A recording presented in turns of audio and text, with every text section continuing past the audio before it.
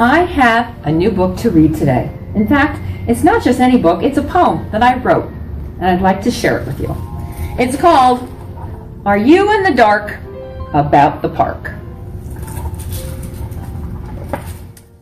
Hello, boys and girls. Today I'm all set to read a poem as a conversation starter. Oh, I'm sorry. I don't think that we've met. I'm your substitute teacher, Mrs. Parker. Now, I know how confusing education must be if you have a kid in grades 3 through 8. All the standards and tests, you need a master's degree to understand the details and debate. So I'm here to share with you all of the facts about Common Core standards and PARCC. My goal is to help kids and parents relax, shed some light, help you out of the dark. Now, our forefathers planned for the states to decide their own educational rules. The feds had no say, stayed on the outside, which means 50 different plans for our schools. Well, that worked for a while, till we had to contend with other countries that started to grow. It became soon apparent that we had to amend what our graduating seniors should know. To not deny the founding vision for us, while ensuring we remained in the game, was no simple task. There was much to discuss about how to graduate high school the same. Now, the trick was to ensure that teachers could teach using strategies that they thought best, but to make sure the content and skills taught for each grade and subject were consistently addressed. Now, I'm sure you'd agree without any doubt that a subject which covers 12 years must begin with the basics, go a clear-cut route.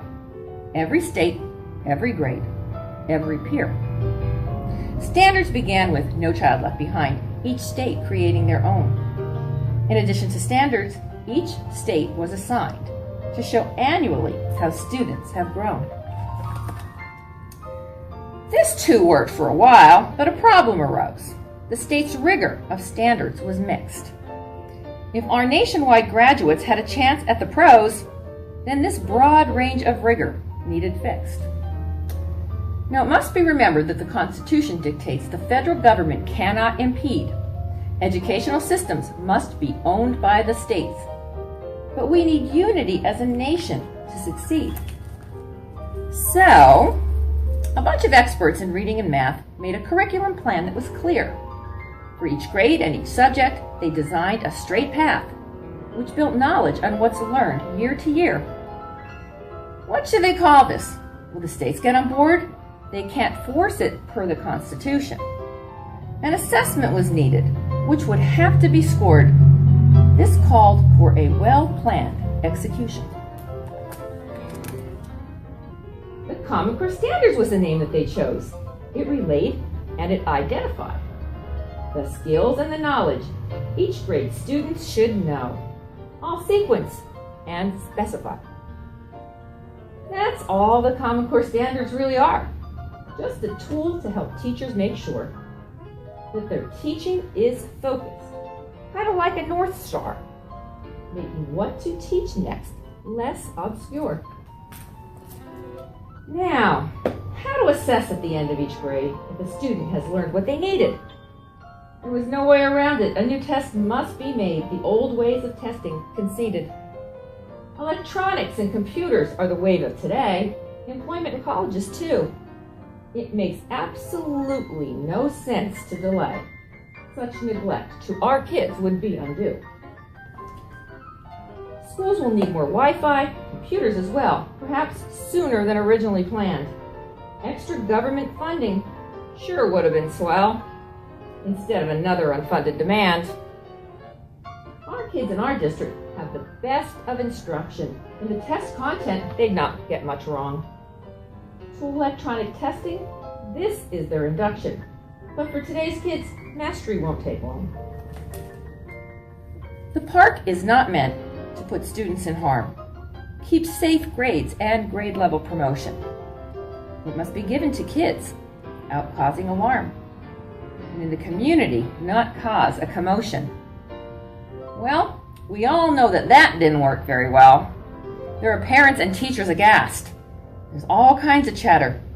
Hope that I'm helping to quell misconceptions from which some are cast. On this topic, it seems that some fail to recall that standards and testing aren't new. We had Iowa's, GEPA, NJASC, and that's not all. PARCC didn't just come out of the blue. Much of the buzz about PARCC that we hear talks about opting kids out of the test. My gut is that PARCC test will not disappear, no matter how many contest. But it's quite admirable, parents taking a stand, exercising their right to make change. They feel testing in schools has gone quite out of hand, and the plan needs now to be rearranged. Initiatives like this might stay best with adults. Test refusal puts kids in the middle. Appeals to lawmakers is what will get results. Using kids likely gain very little. Kids will refuse to test per instruction from the folks, while the rest of the class is all busy. Be assured that the teacher will comfort, not coax. But inside, kids could be in a tizzy. To make the test better, we need participants. Kids' answers are needed contribution. We need a testing environment without incidents. We need unity for a successful solution. The info from PARCC that is gained from this year will be used to renew and revise. Next year's test will no doubt be much more clear. Its proponents, no doubt, much more wise. As with anything new, not much works first time out. Perseverance, patience are key. Change that is made never comes without doubt. No one knows what it really will be. If we really reflect to ourselves, truth do tell. When change happens to things we're used to, what begins as turmoil turns out usually well. To these things we adjusted and grew.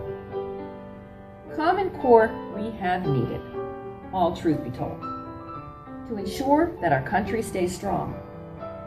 In with the new, out with the old, or we're doing our kids' futures wrong. When our forefathers wrote our educational laws, 13 colonies were given autonomy. For conditions back then, this was a just cause, but there existed no global economy. So, for PARCC and the Core, please keep open your mind.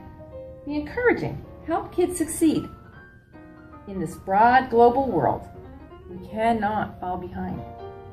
Embrace change. Help us maintain our lead. Thank you for listening to my book. I hope you enjoyed it.